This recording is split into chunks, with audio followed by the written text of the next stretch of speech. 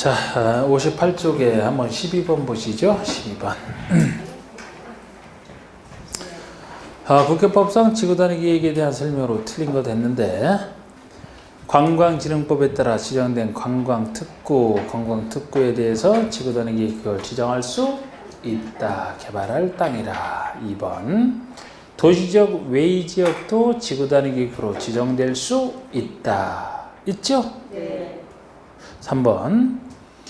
건축물의 형태, 색채에 대한 계획도 지구단위 내용으로 포함될 수 있다. 포함될 수 있다. 꼭 뭐 이건 아까 필수 내용을 얘기하는 건 아니고 선택사항 중에 들어갑니다. 4번에 지구단위 계획으로 차량 진입 금지 구간을 지정한 경우에 주장법에 의한 주차장 설치 기준을 최대 80%까지 완화해 적용할 수도 이게 100% 완화입니다. 이런 특례 규정은 전체를 할 수는 없는데 이 주차장 설치에 대한 기준은 당연히 차가 진입을 못한다라면 여기 지금 차량 진입 금지 구간을 지정했대요. 그럼 차량 진입이 못하겠네, 그죠? 아니면 한옥마을을 설치한다라도 한옥에는 원래 차가 안 다니거든요. 전통 한옥마을에는 그런 경우는 100% 완화예요. 100% 완화. 100% 완화한다는 얘기는 한 주차장을 아예 설치 안 해도 된다는 거예요. 네. 50% 완화하면 반만 설치 안 되잖아. 100% 완화는 하나도 설치 안 한다고요. 차량이 못 들어오는데 주차장 설치해서 뭐합니까? 100% 완화지.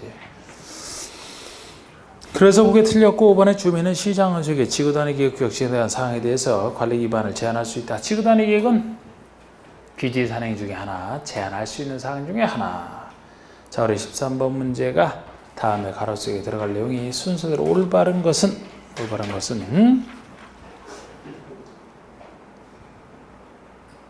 자, 1번 지구단위 계획 구역 지정에 대한 관리 계획 결정 고시로부터 몇 년 내에 지구단위 계획 결정 고시지 아니면 그 다음 날 3년. 어디? 감수 봐. 뭐야? 계획 구역은 3년. 그게 아니고 참 이거 참 희한하단 말이에요, 진짜. 그냥 지구단위 결정 고시하지 아니하면 그 다음날 이렇게 연결이 돼야 된다고요. 그 다음날에 법률에 따라 허가, 인가, 승인을 받아 사업이나 곳에 착수하지 않으면 이 말이 왜 또 들어가 있지? 나 진짜 이상한 일이네. 지워야 된다고. 예? 어디부터 지우느냐? 결정고시하지 아니하면 다음에 있죠? 그 다음날부터 지우기 시작해서 착수하지 아니하면까지 지우세요. 이거 참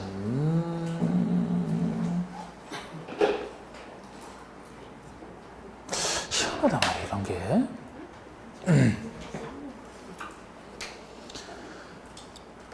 지금 지구단위 계획구역 지정됐으면 지구단위 계획 수립하는 게 3년이잖아요. 그 아래에서 지구단위 계획 수립했을 때 착수 기한이 5년 착수고, 그러니까 지금 착수하면 나오면 안 된다고 여기서는. 그 다음 날에 구역 지정에 대한 효력은 잃는다. 이거는 몇 년이 되는 거예요? 3년. 2번은 지구단위 계획인데 주민이 제한한 것에 한정돼 있고요. 여기에 대한 관리계획 결정 고시로부터 몇 년 내에 이게 바로 허가 등을 받아 사업이라고 해서 착수하는 착수 시기를 얘기한다고요. 그래서 이게 5년 내에 착수를 안 하면 그 다음 날 지구단위에 대한 관리계획 결정은 효력을 잃는다. 그래서 3년 5년인데 그 부분에 하여튼 그 첫 번째에서 두 번째 줄에 그 다음 날부터 그 밑에 아니하면까지 좀 지우세요. 지우고 보셔요. 네.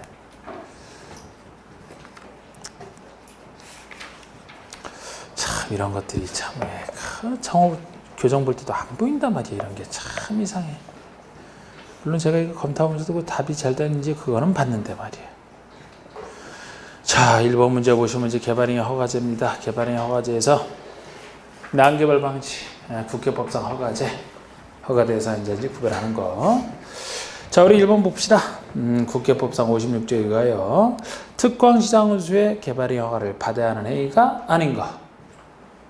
자, 건축의 건축, 공자음 설치 받아야죠? 네. 공유수면 매립, 형질 변경이잖아. 받아야 되죠. 경자하는 형질 변경.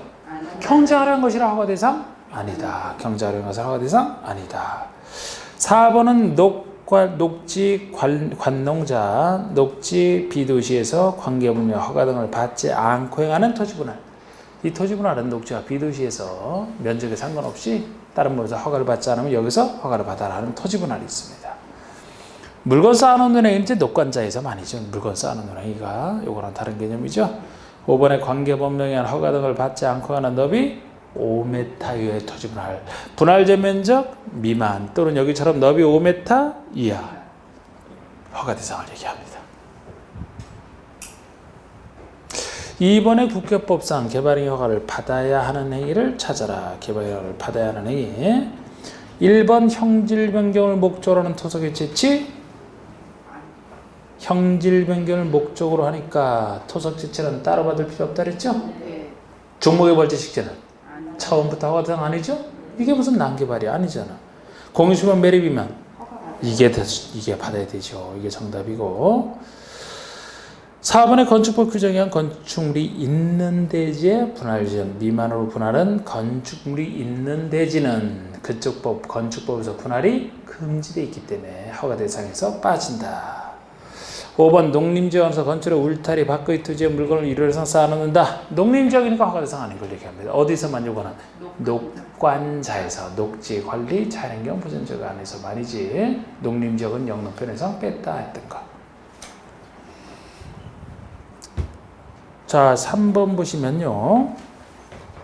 영위자는 경미한 사항에 대해서는 개발행위 허가를 받지 않아도 된다. 다음 중 토지분할과 관련하여 개발행위 허가 대상인 것은 이거는 하로 표시되어 있는 게 그만큼 덜 나왔다는 건데 요건 그런데 여러분들이 오늘 요거부터 배웠잖아. 그죠? 경미행위. 자, 우리 행정재산 중에 용도 폐지되는 부분의 분할 또는 일반 재산을 매각 교환하기 위한 분할이다. 요거는 행정청이 하는 분할이라 허가 안 받는 경미한 것이다. 이렇게 했던 거.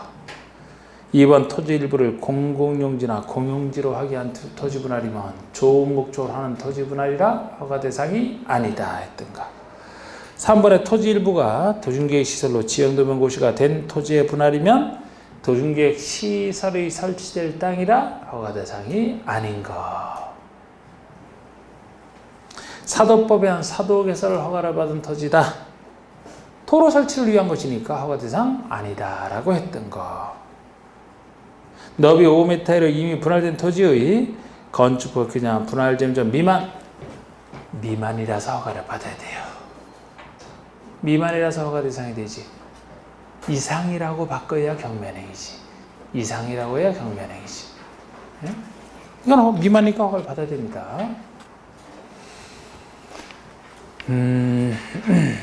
자, 그러면 자 4번에 원칙적으로 허가를 요하는 행위를 찾아라. 원칙적으로 허가를 요하는 행위를 찾아라. 재해복구나 재난수라 응급조치 허가 대상 아니죠?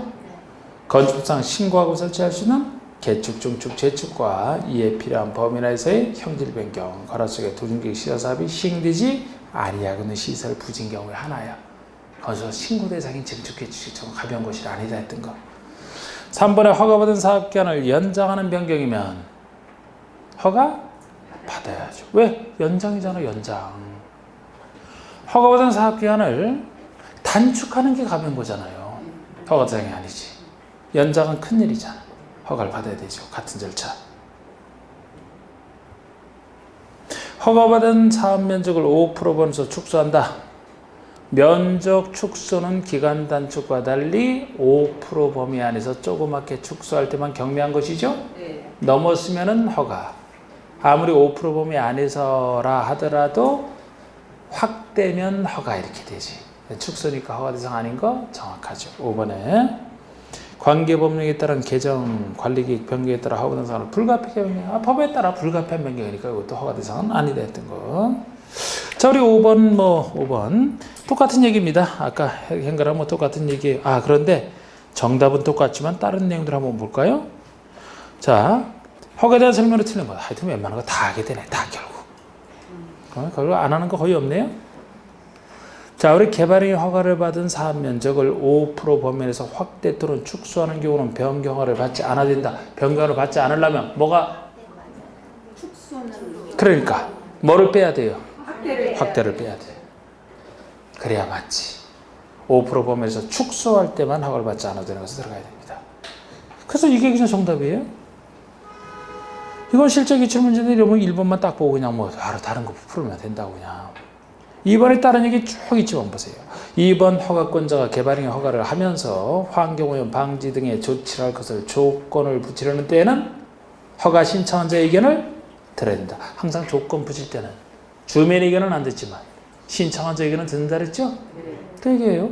개발행위 허가 신청 내용이 성장 관리 방안 내용에 어긋나는 경우에는 허가를 해서는 안 된다. 기준 위반이니까 어긋나지 않아야 허가 내주는 거 아닙니까?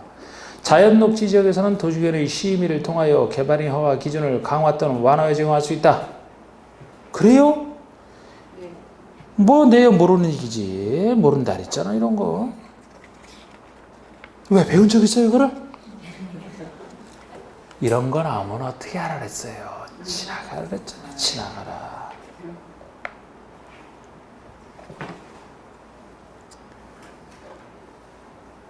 강화 완화는 이런 내용 자체가 없는 거야. 자체가 없어.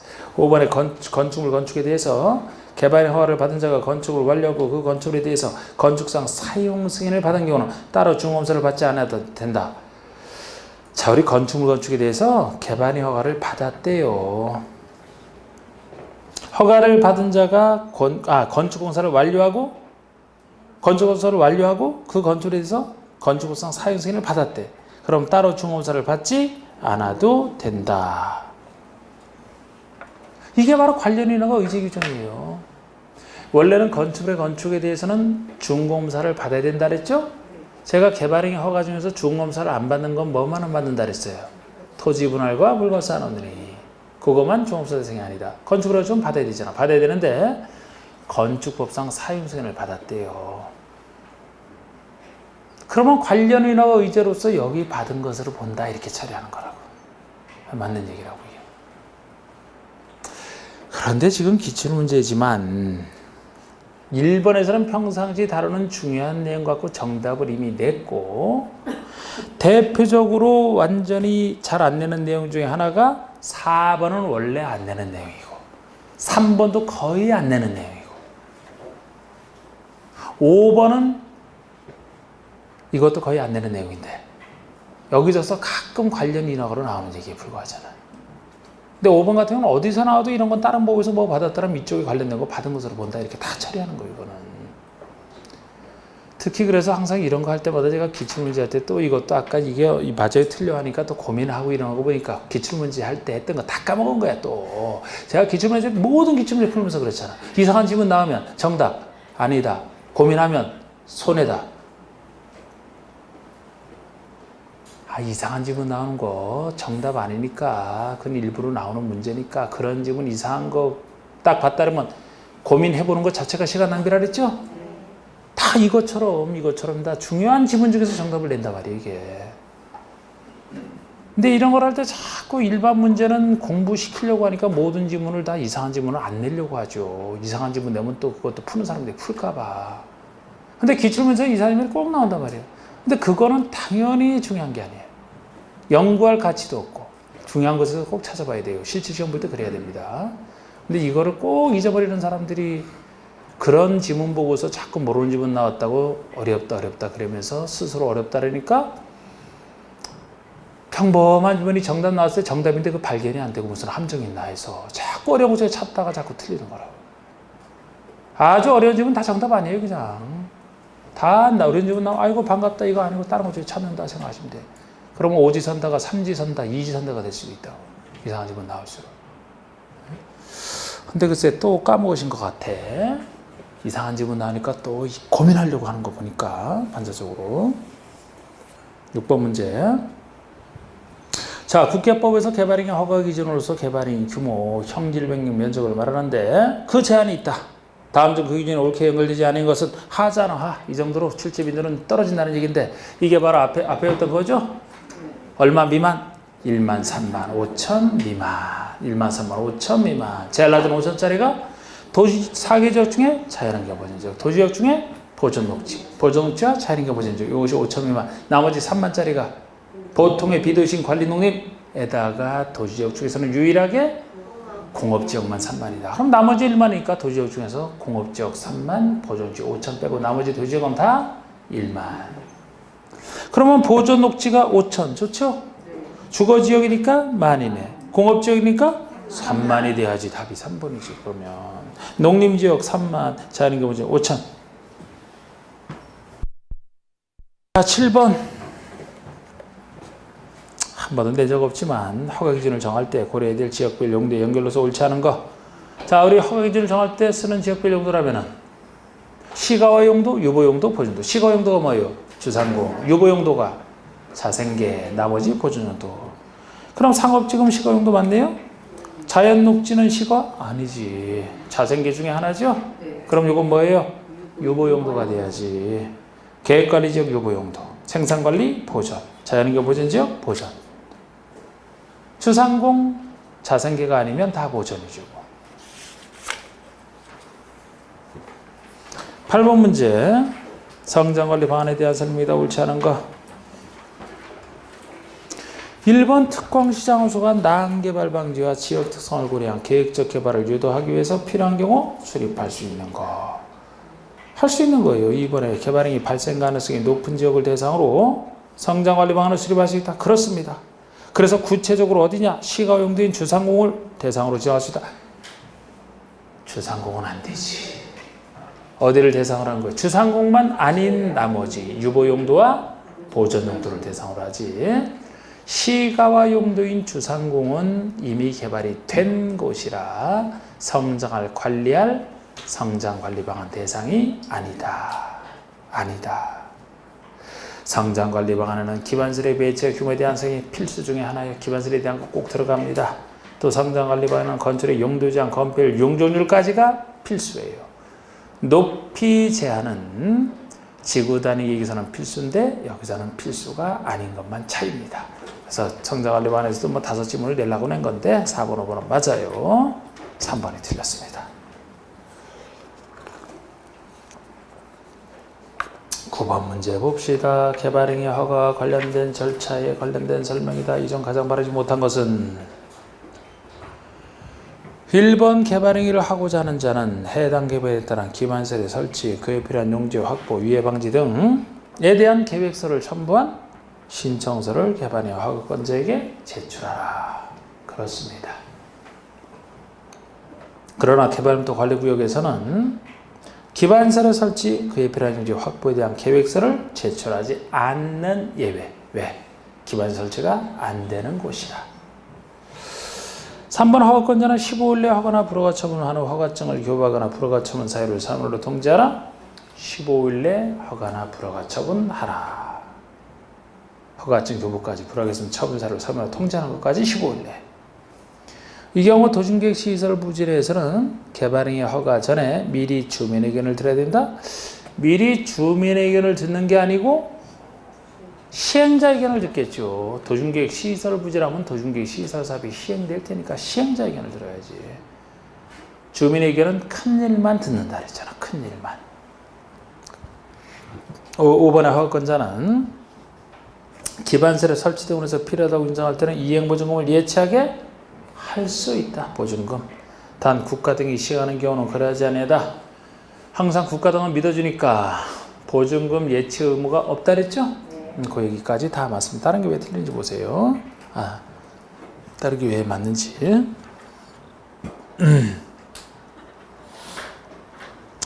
자, 10번은 국계법상 개발행위 허가 제한 지역의 지정사유에 해당하지 않는 것.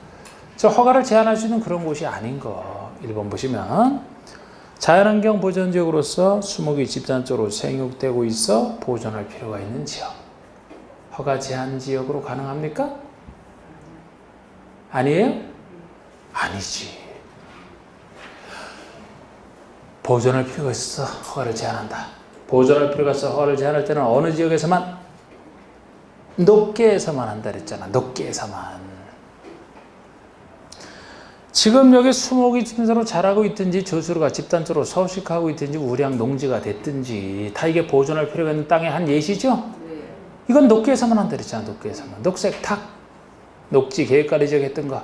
그러니까 자연환경 보존지구는 할 것 같지만 제한을 못한다라고 했잖아요. 지금 녹계라는 게 생각이 나서 이게 딱 풀렸어요? 잘 안 풀렸어요? 잘 안 풀렸어요? 그래서 두음자를 외워놨을 때는 주의하셔야 된다고. 그거를 녹계라는 말은 생각나는데 이게 딱 안 보인다 그러면은 이렇게 나오는 거. 이렇게. 자, 2번은 뭐 문화재 등의 오염되거나 손상될 우려가 있으니까 허가를 제한할 수 있다 그랬고 제한 사유. 3번은 관리계획 수립하였는지요? 기관 중에 관. 4번은 지. 5번 기. 기관지기 3+2. 예? 1번만 제한 사유가 아니죠. 자, 11번 보시면 개발인 허가 제한과 관련된 설명 옳은 것을 했는데 허가를 제한하거나 연장할 때 도시계획의 심의를 받아야 된다? 연장할 때 심의가 아니죠. 연장할 때는 아니지. 처음 제한할 때만 심의를 받는 거예요.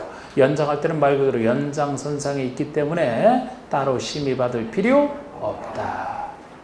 두 번째, 녹지나 계획관리지역으로서 녹지나 계획관리지역으로서 수목이 집단적으로 생육되고 있는 지역에 대해서 한 차례만 3년 내에서 개발인 허가를 제한할 수 있으며 한 차례만 2년 내 기간 동안 개발인 허가 제한을 연장할 수는 있다.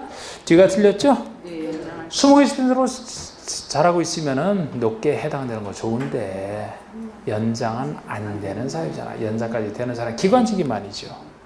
3번의 개발도 관리구로 지정된 지역인 경우 개발인 허가 제한이 가능하다. 개발도 관리구역이 제한이 가능합니까?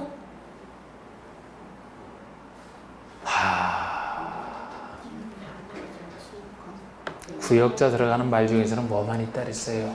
지기만. 계획 중에서 기관, 구역 중에서 지기, 기관지기. 개발도 관리구역은 지정 사유가 아예 제한 사유가 아예 없어요. 없어. 그러니까 제한이 가능하다. 제한 사유가 아닌데 어떻게 가능합니까? 제한 못하지. 정해진 사유만 할 수 있잖아. 4번의 개발에 의뢰하여 주변의 환경, 경관, 미관, 문화재 등 크게 오염되거나 손상될 우려가 있는 지역은 한 차례만 3년 내에서 허가 제한할 수 있으며 제한을 연장할 수 없다. 이게 맞지. 3차례만, 한 차례 3년 내에서만 제한할 수 있는 사유잖아요. 5번은 기본계획 또는 관리계획 수립하고 있는 지역수 일정 요건을 갖춘 지역은 한 차례 3년 내에서 제한할 수 있지만 개발의 과제를 연장할 수는 없다. 연장할 수 있는 기관이잖아요, 이게. 그래서 연장할 수 있는 거 기관직이 아닌 거 나머지 두 가지. 제한 사유와 제한기간을 잘 보시면 12번. 자, 국회법상 개발행위를 완료한 후에 특광시장원수의 중검사를 받아야 된다. 다음 증거 대상이 아닌 거. 자, 중검사 대상이 아닌 거. 토지분할과 물건 쌓아놓는 행위. 그럼 어디 있나요? 1번 토지분할 바로 나오네. 나머지는 다 받아야 됩니다. 토지분할과 물건 쌓아놓는 행위 둘만. 자, 13번의 개발밀도 관리구역에 대한 설명이다. 옳은 것은 13번 개발밀도 관리구역. 특공시장원수가 기반설치가 곤란한 지역을 대상으로 지정한다. 지정권자는 특공시장원수. 기반설치가 곤란한 곳을 대상으로 해서. 2번 개발도 관리구역은 도시군 관리구역으로 결정하여 지정한다. 관리계획 내용 아니죠? 네. 틀렸어. 그러니까 개발도 관리구역은 도시지역과 주변 지역에 지정할 수 있다. 도시지역과 주변 지역에 지정하는 건 시가화 조정구역이죠. 무질서한 시가지화는 주변 지역까지도 일어날 수 있다고 보니까. 여기는 더 심한 곳이라 했잖아. 어디서만? 주상공. 기반 설치가 곤란할 정도로 개발이 심한 곳이라고 했잖아. 그러면 주상공밖에 안 되죠. 도시지역 중에 녹지나 이런 게 어떻게 그렇게 될 수가 있어? 없지. 주상공만입니다. 4번의 개발도 관리구역에서는 건필용조를 강화에 적용한다. 강화. 0에서는 건필과 용조를 최대 50% 강화할 수 있다고 규정되어 있다. 50%는 용조율만이지 건필이 빠져야 돼요. 뒤에서 건필을 빼야 됩니다. 5번에 주민의견을 듣고 지방도시의 심의를 거쳐 지정한다. 주민의견은 안 듣죠? 반대가 뻔해서 안 듣는 케이스를 했잖아. 반대가 뻔해서 안 듣는 누가 찬성하겠느냐. 그래서 정답 자체는 1번이지만 다른 것도 왜 틀린지를 보셔야 된다고요. 다 지문 낼 수 있으니까. 또 14번은 이번엔 기반설 부담구역에 대한 설명이 다 옳지 않은 것인데 기반설 부담구역에 대한 얘기거든요. 개발밀도 관리구역 외지역에 지정할 수 있다. 맞아요. 2번 특광시장 원수가 주민 의견을 듣고 지방시장이 심의를 거쳐온다. 주민 의견 듣고 심의 거칩니다. 아까랑 차이점. 특광시장 원수 똑같고. 3번에 해당 지역의 전년도 개발할 건수가 전년도 건수보다 20% 이상 증가된 지역이나 해당 지역의 전년도 인구 증가율이 그 지역에 속하는 특광시군 인구 증가율보다 20% 이상 높은 지역에는 기반설 부담구역을 지정하여야 한다. 딱 맞죠? 이 자리야. 개발의 건수가 20% 이상 증가, 인구 증가율이 전체 20% 이상 높다. 이 자리야. 지정해야 된다. 해야 된답니다. 4번에 기반설 부담구역 지정고시로부터 3년이 될 때까지 기반설 설치계획을 수립하지 않으면 그 다음날에 기반설 부담구역은 해제된 것으로 본다. 1년 실효죠 이게. 제가 기반설 부담구역에서는 대부분 2자가 많다 그랬어요. 대부분 2자가 많은데 1자랑 관련된 거 둘 빼놓고 나머지는 2자다. 첫 번째가 규모 10만 이상의 일자. 또 하나 요거 기반설 설치계획 수립 시기가 1년입니다. 안 하면 그 다음날 구역 해제. 설치계획 수립 시기 1년. 3번의 기반설 부담, 5번의 기반설 부담구역은 기반설의 적자로 배치돼서 최소 10만 이상. 요건 좋아요. 자, 15번에 기반설 부담구역의 지정 대상이 될 수 없는 지역을 찾아라. 자, 시가정에서 해제되어 개발이가 집중됐대요. 해제됐네? 제가 인구가 늘어나면 지정하라고 했죠? 네. 인구는 확 늘어나겠네? 계획관리지역에서 3종 일반주로 변경이 되면 이거는 인구 늘어납니까? 네. 많이 늘어나겠네. 계획관리에서 도시지역 중에 일반, 3중 일반으로 바뀌었으니까 행위제는 완화되는 곳이죠. 3번 주거지역에서 자연환경 보전지로 변경에 따르면 안 돼. 엄청 인구가 줄어들겠네. 이게 강화되는 곳이잖아요. 제가 행위제한이 완화되거나 해제되는 곳이 인구 늘어나니까 지정하라고 했죠? 네. 강화되는 곳은 지정해서는 안 된다 그랬잖아. 이게 강화되는 곳이잖아요. 이게 답이에요, 이게. 바로 4번은 전전년도 개발행위 건수가 100건이었는데 그 전년도 건수가 130건으로 증가했으면 몇 프로 증가해요? 30% 이상 증가네. 100분의 130, 30% 이상 증가네. 5번에 전년도 인구 증가율이 5%인 시, 전체 시가 5%인 시에 속해 있는 지역으로서 전년도 인구 증가율이 30%인 곳이면 얼마 높은 거예요? 30 빼기 5, 25% 높으니까. 그런데 이런 숫자 몰라도 당시 기출문제처럼 그냥 3번 알면 그냥 맞추는 문제잖아. 4번, 5번 왜 계산합니까? 이미 정답은 확실히 나왔는데 숫자 문제가 아니었죠. 이것도. 16번에 기반시설 부담구역에 설치가 필요한 그런 기반시설에 해당하죠.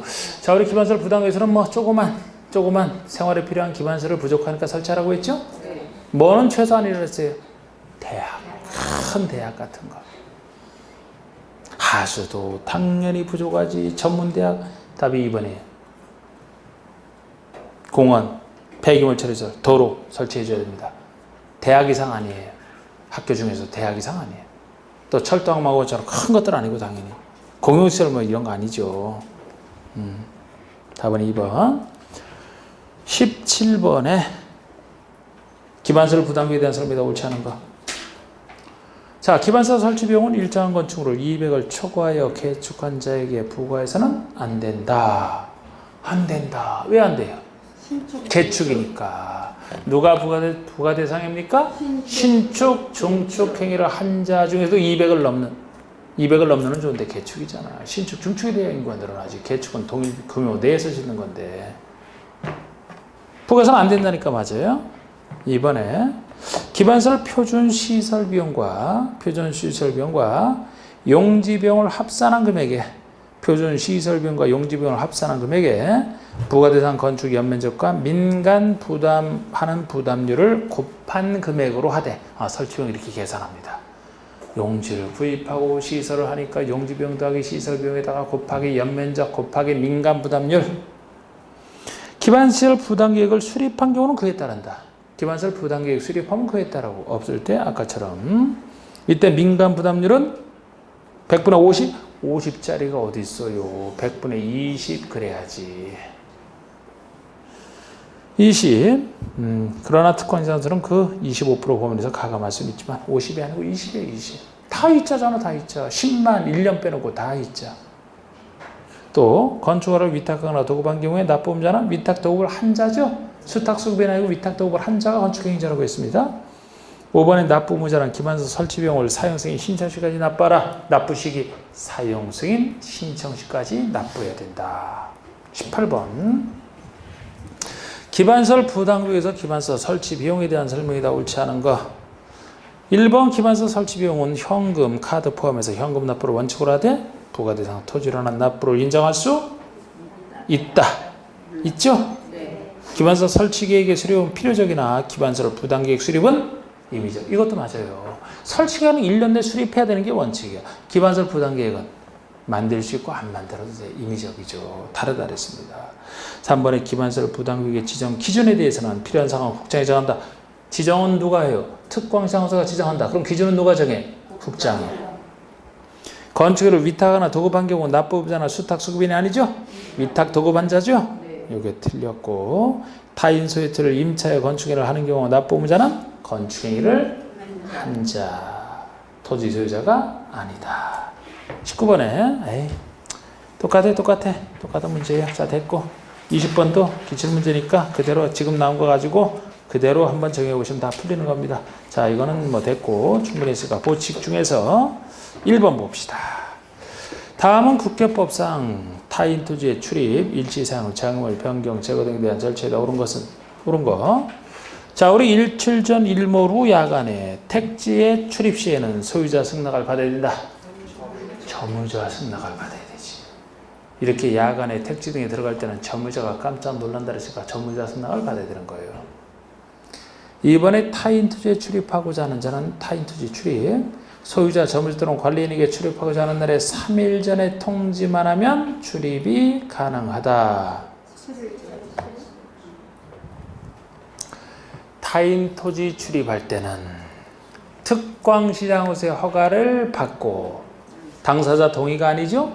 특광시장 허가를 받는데 당사자는 모르니까 좀 더 일찍 7일 전에 통지한다. 만약에 일시상과 장애물 변경 제거를 한다면 타인의 해가 큰 것이기 때문에 특광시장 허가가 아니고 당사자인 소유자, 점유자 또는 관리인의 동의. 당사자가 알고 있으니까 그때는 3일 전 통지. 지금 여기선 그러니까 3일 전 통지가 아니죠. 특광시장 허가를 받고 나서 7일 전 통지를 얘기합니다. 3번의 타인의 토지를 임시토로 일시 사용할 때잖아. 일시 사용할 때는 소유자 등의 사전 동의와 3일 전 통지를 가지고 이게 맞고 이게 맞죠? 4번의 위 3의 경우 소유자, 점유자 또는 관리인이 현장에 없어서 동의를 받을 수 없다. 그러면 행정적인 도중기획 사업 시행자는 소유자 등의 3일 전 통지만으로 족하다. 통지만 족하는 게 아니고 동의를 받을 수 없다라면 행정적인 시행자는 행정청과 비행정청 나눠서 행정청이 시행자라면 같은 행정청에게 통지만 하면 되고 특광시장은 통지만 하면 되고 행정청이 아닌 시행자는 특광시장에서 허가를 받는 거예요. 여기는 그러니까 특광시장 지금 소유자에 대한 3일 전 통지만으로 하니까 틀린 거예요. 특광시장에게 통지하고 그리고 나서 3일 전 통지를 해야 됩니다. 이거는 예의 중에 하나인데 5번에 손실이 발생한 경우 행위자 또는 도중기사 사업의 시행자가 손실을 보상해야 되는 게 아니고 다 뒤에는 좋은데 행위자가 아니고 행위자가 속한 행정청이 보상 주체가 된다 그랬잖아. 시행자는 맞는데. 자, 2번 문제가 국회법상 처분에 앞서 청문을 해야 되는 경우만을 모두 그런 거 참 오래전에 나왔잖아. 오래전에. 자, 제가 꼭 청문을 해야 되는 경우는 개인에게 어떤 권리를 줬다가 뺏는 무서운 처분할 때죠. 각종 취소 중에서도 개인에게 권리를 줬다 뺏는 개발행 허가 취소. 개인에게 어떤 권리를 줬다 뺏는 거네요. 해야 돼. 도시군 기본계획 승인 취소. 여러분, 도시군 기본계획 승인을 했다. 취소를 한대요. 그 승인은 누가 받은 거예요? 도시군 기본계획을 수립하는 자가 승인받는 거 아닙니까? 정확하게는 시장수가 수립할 땐 도지사 승인이었죠? 특광 이 사람은 국장 승인 안 받고 있잖아. 기본계획. 지금 기본계획이잖아. 그럼 시장원수가 도지사 승인을 받았어요. 즉 도지사가 시장원수의 승인을 내줬습니다. 근데 그걸 취소를 한데 개인에게 권리 준 거 아니죠? 아니네 그러면? 디귿번의 도중기획 시설사업 실시계획 인가 취소. 자, 실시계획 인가를 받게 되면 사업시행권을 땄죠? 그게 취소가 돼. 청문해야 돼. 지구단위 계획구역 지정 취소. 지구단위 계획구역을 관리계획으로 정했어요. 관리계획 결정을 했습니다. 이 결정을 취소한다고 해서 어떤 개인에게 어떤 권리를 줬다 뺏는 것인가? 아니, 그러니까 지구단위 계획구역이 지정되면 그 지구단위 계획구역으로 인해서 그곳에 있는 여러분들 땅의 소유자가 여러분들일 때 여러분들이 어떤 권리를 취득하냐고. 보호받을 권리가 없어요. 반사적 이익은 받을 수 있어요. 그죠? 나중에 개발되면. 근데 더 권리는 없지. 개인에게 권리나 지위를 구체적으로 줬다가 뺏을 때 하는 거라고. 그러니까 기억 디귿번이 되는 겁니다. 이거는. 그래서 이거랑 그 시행재정 취소 세 가지만이잖아요. 자, 개발법에 들어가서 이제 오늘 배웠던 것 중에서 1번 보시면 01번에 자, 개발사업 틀을 한번 생각해 보시면서 항상 풀어보세요. 1번은 도시개발사업, 도시개발사업의 계획, 개발계획에 대한 설명이에요. 그럼 맨 앞에 개발계획에 대한 설명 아닙니까? 옳지 않은 것은. 도시개발구역의 지정권자는 구역을 지정하려면 개발계획을 수립하라. 구역 지정하기 전에 개발계획 수립한다 그랬죠? 원칙적 순서, 계획, 구역. 두 번째, 도시지역 외의 지역에 도시개발구역을 지정하는 때는, 비도시 지정하는 때는 도시개발구역 지정 후에 개발계획을 수립할 수 있다. 뭐를 물어요? 구역 지정부터 먼저 하고 나중에 개발계획 수립하시는 그 경우 중에 하나를 묻고 있죠, 지금? 비도시니까 녹지와 비도시 중에 하나, 비도시에는 구역부터 지정하고 개발계획 수립할 수 있다. 3번 광역이나 도시군 기본계획이 수립되어 있는 지역에 대해서 수립하는 도시개발계획 내용은 광역이나 기본계획에 부합되어야 한다. 방향 정하는 계획에 부합돼야지. 4번의 개발계획 작성의 기준 및 방법은 국장이 정한다? 맞아요. 개발계획 수립 기준 국장이 정하지 뭐. 국민이 수립하는 거 아니잖아. 구역지정권자가 하는 행정계획이잖아요. 5번의 100만 제곱미터 이상인 구역에 대한 개발계획 수립함에 있어서는 주거, 생산, 교육 등의 기능이 상호 조화를 이루도록 노력해야 한다. 이렇게 상호 조화를 이루도록 노력하려면 규모가 제일 큰 규모인 330만 이상이라고 했잖아요. 온전한 도시로 개발하라. 그 규모가 330만 이상이라고 했습니다. 틀렸어요. 그랬어요. 2번에 구역 지정한 후에 개발계획을 수립할 수 있는 그런 경우가 아닌 거. 개발계획 공모할 때는 구역부터 지정할 수 있다 그랬죠? 네. 자연 녹지 지역에 구역 지정할 때요. 녹지잖아. 3번에 도시지역 외의 지역에 지정할 때요. 비도시잖아. 국장의 국가균형발전 나오면 근데 국가균형발전인데 혹시 또 국장은 안 돼, 자연환경 보전지역은 안 되니까 당연히 상업지역에 한대요. 요 국가균형발전을 위해서는 자연환경 보전지역 먹고 아예 지정할 수 없는 땅이라 그랬잖아. 그래서 그걸 피해간 거고. 5번에 해당 도시개발구역에 포함되는 주거지역이 전체 지정 면적의 40%인 곳에 지정할 때라면 30% 이하가 아니죠? 네. 주상공 면적 같은 것이 전체의 30% 이하일 때 그때 구역부터 지정할 수 있습니다. 작을 때 30% 이하, 지금 40%니까 아니죠. 자, 우리 3번 문제는 개발법상 개발사업의 계획, 즉 개발계획에 대한 설명으로 틀린 거. 구역의 지정권자가 개발계획 수립한다. 지정권자가 행정계획. 도시개발계획의 내용은 광역이나 기본계획에 부합되어야 된다. 들어맞아야 된다. 3번 도시개발사업을 수용 사용 방식으로 시행하고자 하는 경우 개발계획을 수립하는 때에는 면적 3분의 2 이상 해당하는 소유자와 소유자 총수 2분의 3 동의를 받아야 된다. 어떻습니까? 어디 가요? 수용 방식이라 아니야.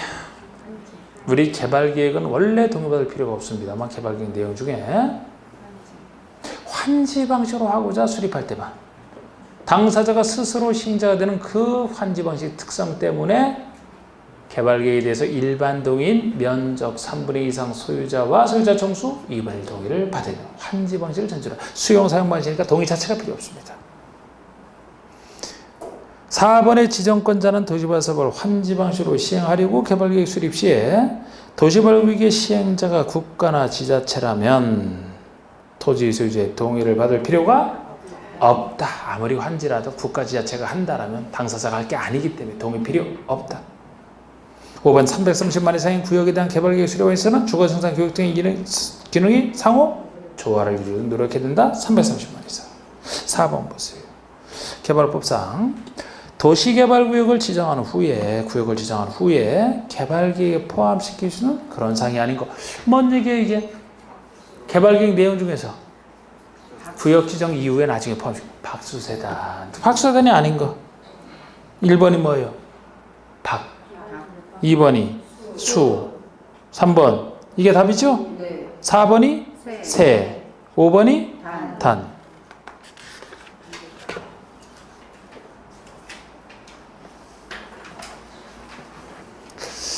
아, 참 여러분들이 박수세단은 잘 기억을 하시네. 아까 더더욱 중요한 기관지기에서는 좀 헤매는 것 같더니 높게에서도 좀 헤매고 박수세단이 지금까지 2번 나왔다라면 아까 높게나 그저 기관지기 하는 것은 10번 나왔다고 봐야 돼. 5배 중요하다. 5번에 시행방식에 대한 설명이 다 틀린 거. 자, 수용사용방식은 도시개발 사업을 시행하는 지역의 지가가 인근의 다른 지역에서 현저히 높은 경우에 사용된다? 한지. 이거 돈이 얼마나 많아서 지가가 현저히 높으면 수용사용이 돈 때문에 어려워서 환지방식 할 때라 그랬죠? 네. 2번에 계획지구 체계적인 도시방식 집단적 조성. 집단적 조성 공급이 필요하다. 그러면 수용사용방식으로 시행한다가 맞지. 큰 사업. 지금 도시개발구역으로 지정하고자 하는 지역 부분적으로 환지와 수용사용방식에 해당하는 경우에는 혼용방식으로 시행한다. 혼용방식의 뜻이죠. 혼용방식은 분할 혼용과 미분할 혼용방식으로 나눌 수 있다. 5번 대지로서의 효용 증진과 공공시설의 정비로서 토지의 교환, 분할, 기타, 구역 변경, 지목, 형질 변경, 공공시설의 설치 변경, 작은 사업을 얘기한다 그랬죠. 그러면 환지방식으로 시행한다. 다 맞아요. 1번만 틀리는 겁니다. 자, 6번의 다음은 도시개발 사업에 있어서 시행방식 변경에 관한 내용이다. 그 내용으로서 옳지 않은 것. 자, 우리 시행방식 변경이면 제일 쉬운 게 수용. 제일 어려운 게 수용사용. 제일 쉬운 게 환지. 나머지가 혼용 중간이죠. 그래서 공공시행자가 전제되어 있는 것은 각각 위아래에서 중간으로 되어 있는 것. 쉬운 방식으로 바꾸는 게 허용되지 어려운 방식으로 바꾸는 건 안 된다. 그러니까 수용 사용에서 제일 쉬운 환지로, 중간에 혼용해서 환지로 이렇게 바뀌는 것은 공공시행자만이고, 조합을 제외한 보통 시행자가 다 할 수 있는 것은 수용 사용에서 중간인 혼용으로 바꾸는 걸 얘기하지. 혼용해서 다른 쪽으로 바꾸는 것도, 수용으로 바꾸는 것도 안 된다. 그 세 가지밖에 없어요. 그러면 1번에 지정권자는 도시개발구역 지정 이후에, 구역 지정 이후에 영위정하는 요건에 해당하는 경우에는 도시개발 사업의 시행 방식을 변경할 수 있다. 원래는 구역 지정 전에 개발계획 수립할 때 시행 방식을 정하잖아요. 그런데 구역 지정 이후에도 아까 같은 사유가 있으면 시행 방식 변경이 가능하다는 겁니다. 이번에 국가지자체인 시행자 공공이죠. 기준에 따라 수용 사용해서 전부 환지로 바꿀 수 있다. 3번에 토지주택공사인 시행자 공공이죠. 공공은 다 돼요. 혼용해서 전부 환지로.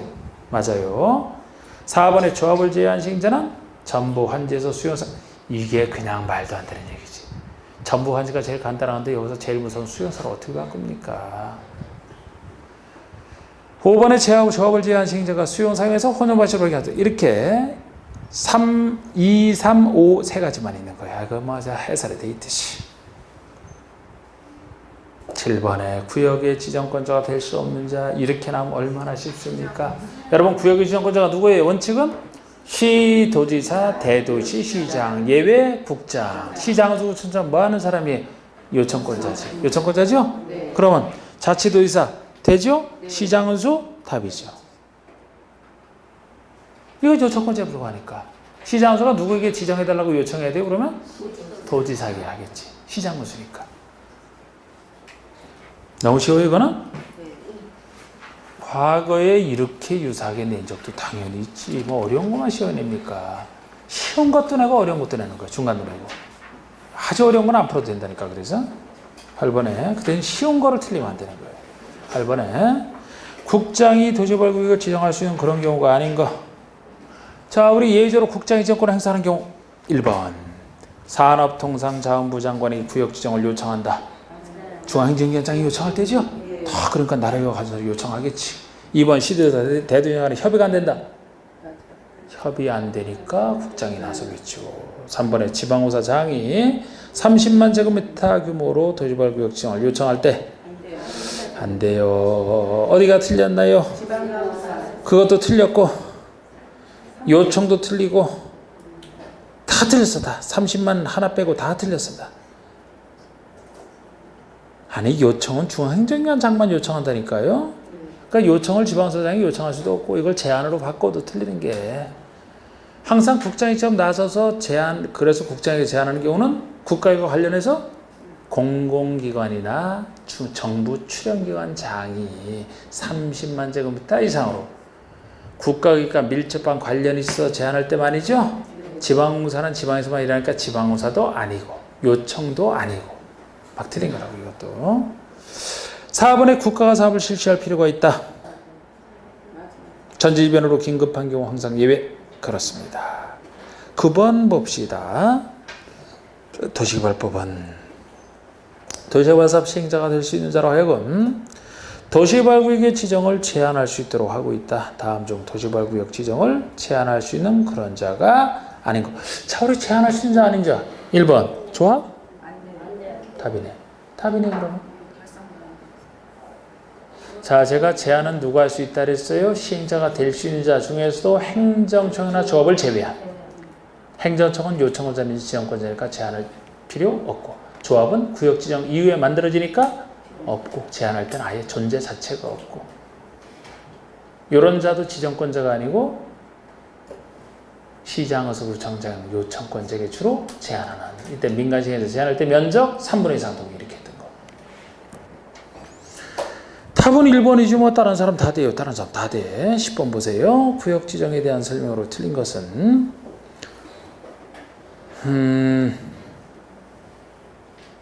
서울특별시와 광역시를 제외한 인구 50만 이상의 대도시장, 대도시장이죠? 구역 지정을 지정할 수 있다. 지정권자잖아. 자연녹지 지역에서 도시개발구역으로 지정할 수 있는 규모는 3만 제곱미터 이상이 된다. 이게 바로 틀렸네. 자, 이건 도시개발구역의 지정 규모고 도시개발구역의 지정 규모라면 원칙은 1만 3만 30만 이상 중에서 1만 3만은 도시, 30만은 비도시. 1만 3만 중에서 보존녹지는 아예 안 돼. 나머지 지역은 공업지역만 3만이고 나머지가 1만이죠? 네. 그러면 벌써 자연녹지라면은 공업지역이 아니니까 1만 이상이 돼야죠. 도시지역에 속하는 것 중에서는 3만 이상은 공업지역 하나밖에 없으니까. 비도시는 30만인데 비도시 30만도 뭐 아파트 연립, 건설계, 초등학교 이러면 다시 10만 이상이 되는 것이고 취계지 이런 것이면 그런 제한 없고 막 이렇게 했던 거. 어쨌든 이게 10번, 이거 10번에 2번이 쉽게 틀렸네요. 기출문제인데. 3번에 계획관리지역의 도시개발구역을 지정할 때는 구역 지정한 이후에 개발계획을 수립할 수 있다. 아까도 나왔던 거. 비도시니까 구역부터 지정하고 개발계획 수립할 수 있다. 4번에 지정권자가 개발사업을 환지 방식으로 시행하려고 개발계획 수립할 때 시행자가 지자체면 소유자 동의를 받을 필요가 없다. 국가지자체. 다 이런 것들이 이렇게 나오는 거예요. 5번에 군수가 구역 지정을 요청할 때 군수는 도지사에게 요청할 수 있잖아요. 요청할 때는 주민이나 관계 전문가로부터 의견을 들어낸다. 아까 제가 구역을 처음 지정할 때 주민 의견을 듣고 공론기관 통해서 듣고 면적이 100만 이상 공청회를 거친다 그랬죠? 네. 그거는 지정권자가 직접 지정할 때뿐만 아니고 요청할 때도 마찬가지예요. 요청하기 전에 이런 것. 그 얘기입니다. 그 얘기. 그래서 여기서 구체적으로 얘기도 안 하고 주민이나 전문가 등으로부터 의견을 들어야 된다. 이제 구체화시키면 아까 같은 내용이 되는 거죠. 11번의 구역 지정에 대한 설명이다. 옳은 것은 옳은 것. 1번 시장은수 구청장도 필요한 경우에 구역을 지정할 수 있다? 아무리 필요해도 안 돼. 필요하면 요청할 수 있을 뿐이에요. 요청권자잖아. 시도자 대도시장은 면적이 330만 이상인 경우 국장과 협의될 것은 100만 이상이었대. 조금 넓을 때 330만까지 가는 건 아니에요. 100만 이상이면은 국장과 협의, 공청회 예치 이렇게 나가는 거지. 3번의 지정권자는 필요한 경우 도시발구역을 둘 이상의 사업 시행지구로 분할하거나 서로 떨어진 둘 이상의 지역을 결합하여 하나의 구역으로 지정할 수 있어요. 필요한 경우 이렇게 한꺼번에 다 하는 게 아니고 분할해서 할 수도 있고 결합해서 할 수도 있고 예. 할 수 있다 보시면 돼요. 서로 떨어져 있더라도 상관없어. 4번에 도시발구역을 옳은 거죠? 그럼 벌써 3번이 옳은 거예요 그냥. 4번에 도시발구역을 지정하고자 하거나 도시발구역의 지정을 요청하고자 할 때는 항상 공청회 개최. 지정이나 요청할 때 항상 공청회가 아니고 100만 제곱미터 이상일 때만 공청회를 의무적으로 개최해야 돼요. 100만 이상 아니면 공청회 개최 안 해도 돼. 해도 되지만 안 해도 돼요. 그러니까 항상 해야 된다 이렇게 나가려면 100만 이상일 때를 전제하는 거예요. 주민에게는 항상 듣죠. 공청회는 다릅니다. 5번에 도시발 사업의 시행자나 시행자가 되려는 자는 구역을 지정하거나 구역 지정을 요청 또는 제안하려고 할 때는 필요한 사항에 대해서 조사하나 증명해야 된다. 조사 증명할 수 있다. 원래는 기초조사는 해야 된다가 원칙이에요. 다른 데서는. 그런데 특이하게도 도시발 구역 지정할 때는 아니면 제안 요청할 때는 기초조사를 해도 되고 안 해도 돼요. 조사 증명을 할 수 있다예요. 주민의 의견은 듣습니다. 그런데 기초조사는 할 수 있다예요. 그런데 할 수 있다가 하도 특이해서 제가 지문에 낸 거라고 이게. 요약서는 내지도 않았지만 그럼 지금까지는 한 번 낸 적이 없어요. 없단 말이야. 그러니까 그 없는 것 중에서도 낸 적 없어도 제가 조금 특이한 것들이 있으면 제가 하긴 하는 게 있는데 아예 저한테도 들어보지도 못한 게 나왔다. 그러니까 정답 그런 건 아예 보지도 말라 그랬잖아. 보지도 말라 그랬잖아. 그런 거는. 네, 이것도 참 한 번 내지도 않았는데 내가 지금 언급하고 있는데 12번에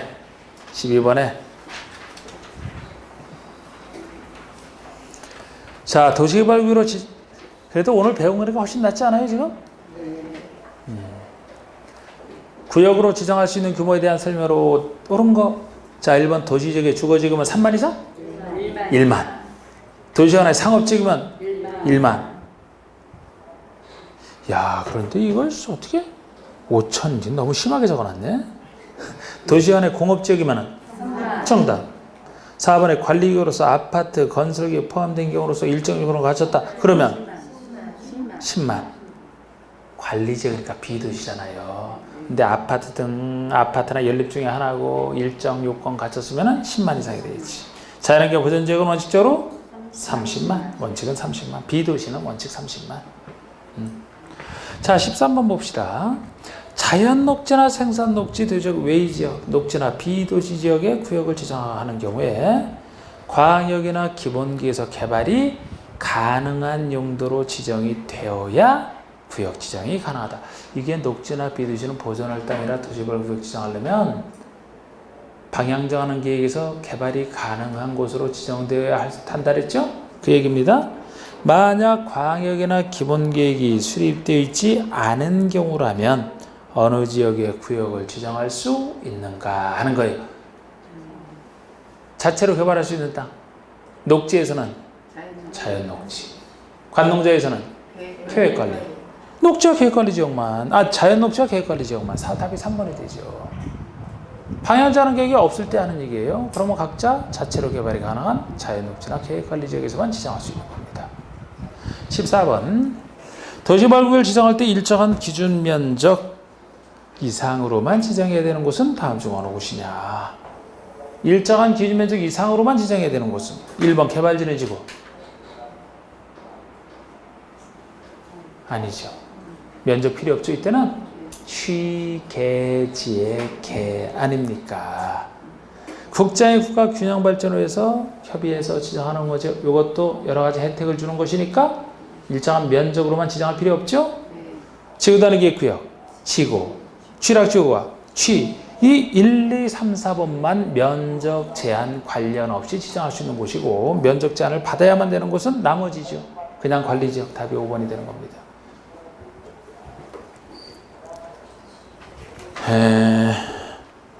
15번에 구역 지정에 대한 설명이 더 옳지 않은 거. 구역 지정권자는 도시발구역을 지정하려면 구역에 대한 도시발 사업계획을 수립해야 된다. 이것이 구역 지정하기 전에 개발계획 수립하라 그 얘기고요. 2번의 도시개발구역은 도시지역으로 결정구역을 생각한 것으로 보며 지구 단위에 필요한 경우에 지구 단위의 구역을 지정할 수 있다. 필요한 경우에 지정할 수 있는 게 아니고 저절로 원칙은 도시지역과 지구 단위의 구역으로 결정구역인 것으로 보잖아요. 저절로. 그래야 개발할 수 있으니까. 다른 얘기가 들어가서 예외가 들어가야 아닌 경우가 나오지.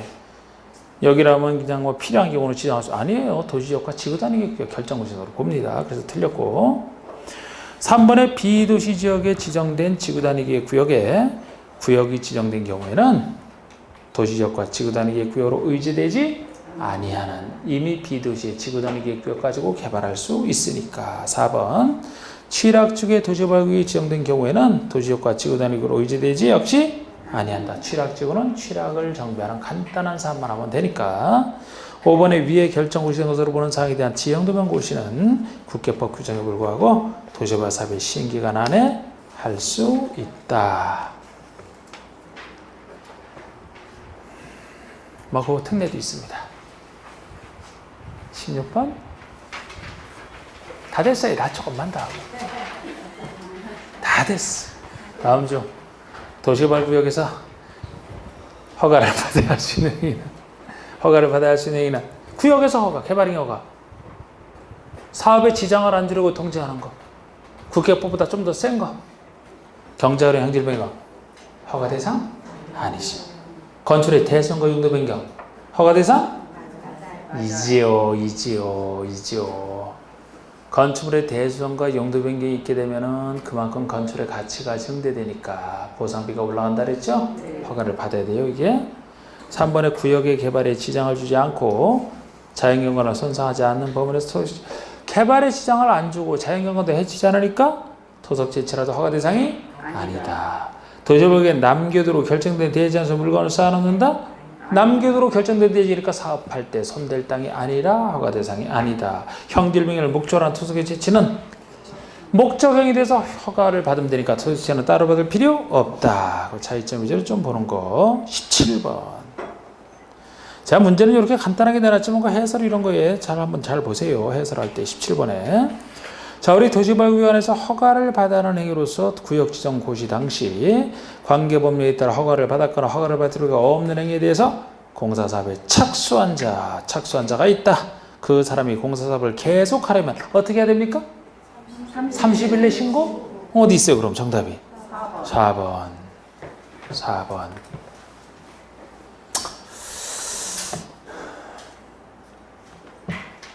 자, 두 문제만 더.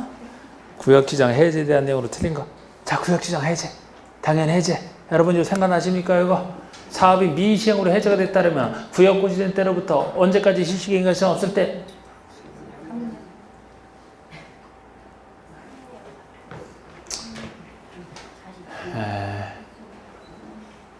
빨리 끝내고 싶어 할 텐데 진정하게 기억이 안 나서 지금. 구역 지정된 때부터 실시행위 신청 3년이 없을 때. 만약에 구역이 먼저 지정되고 계획이 나중에 들어진다는 거. 구역과 계획 사이 2년, 계획 고시로부터 실시행위가 시작 사이 3년. 이게 떠올라야지. 그래서 결국 구역이든 계획이든 실시행위가 신청은 3년이 없을 때. 근데 구역과 계획 사이가 2년이다. 여기 나중에 하는 예외 규정이 2년, 3년일 때는 면적이 330m에서만 5년. 일단 그 숫자를 기억하셔야 돼요. 나머지 원리는 다 원리로 되잖아 이제. 보세요. 구역이 지정 고시된 때로부터 3년이 될 때까지 사업에 대한 실시계획 인가를 신청하지 아니하는 경우로서 아니하는 경우에는 그 3년이 된 다음 날에 구역 지정이 해지된 것으로 본다. 이게 바로 구역 실시계획 인가 신청 사이 3년을 얘기하는 거니까 그 다음 날 붙는 건 똑같고 2번 구역을 고시한 때로부터 2년에 될 때 개발계획 고시가 없다. 이게 구역과 계획 사이 2년. 그 2년이 된 날 다음 날에 구역 해지는 것을 본다. 3번 환지방식한 도시개발 사업인 경우 환지 처분 공고일 다음 날에 해제. 이게 사업이 완료된 사유죠. 수용 사용 방식에서는 공사 완료 공고일 다음 날. 환지에서는 환지 처분 공고일 다음 날. 그 얘기잖아. 4번의 사업이 시행되지 않아서 구역이 해제된 때는 해당 도시개발 구역 지정 전의 용도 지역 및 지구 단위의 구역 각각 환원 또는 폐지된 것으로 본다. 사업 미시행으로 구역의 해제가 의지됐다. 그러면 과거 지역으로 환원 또는 폐해진 것으로 본다. 지역은 과거 지역으로 지구단위 구역은 폐해진 것으로 보겠죠. 맞습니다. 5번에 도시발사업이 완료되어 해제 의제가 됐다. 해제된 때는 그 구역 지정 전의 용도지역 지구단위 구역으로 각각 환원 폐해진 것으로 본다가 아니고 보지 아니한다.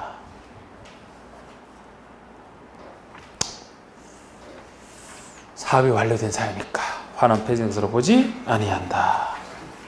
마지막 문제. 도시발구역 지정에 대한 설명으로 옳은 거. 서로 떨어진 둘 이상의 지역은 결합하여 하나의 구역으로 지정될 수 없다. 필요한 경우 결합하여 지정할 수 있다. 틀렸고. 2번 국가가 도시발사업의 시행자인 경우 환지 방식의 사업에 대한 개발계획을 수립하려면 토지유세제 동의를 받아야 된다. 받지 않는다. 국가니까. 3번에 광역시장이 개발계획을 변경하는 경우 군수구청장은 광역시장부터 송부받은 관계서류를 일반에게 공람시키지 않아야 된다. 아유, 공람시켜야지. 알려주라고서 보내준 건데 군수구청장이 자기만 알고 있으면 되나요? 일반에게 공람시켜야 되지. 개발구역 지정은 개발사업에 공사완료 공고일에 해제된 것으로 본다. 공고 다음날. 5번에 개발사업의 공사 완료로 구역 지정이 해제 의제된 경우에는 도시발구역의 용도지역은 해당 도시발구역의 지정 전의 용도지역으로 환원 폐지된 것으로 보지 아니한다. 완료로 해제가 의제됐으니까 보지 아니한다. 이것이 맞는 얘기가 되죠. 결국 여기서 공람을 시키든 안 시키든 3번을 잘 모른다 하더라도 역시 5번 정답이 탁 나오는 거 아니에요. 자, 오늘 여기까지 하면 되겠습니다. 자, 마치겠습니다.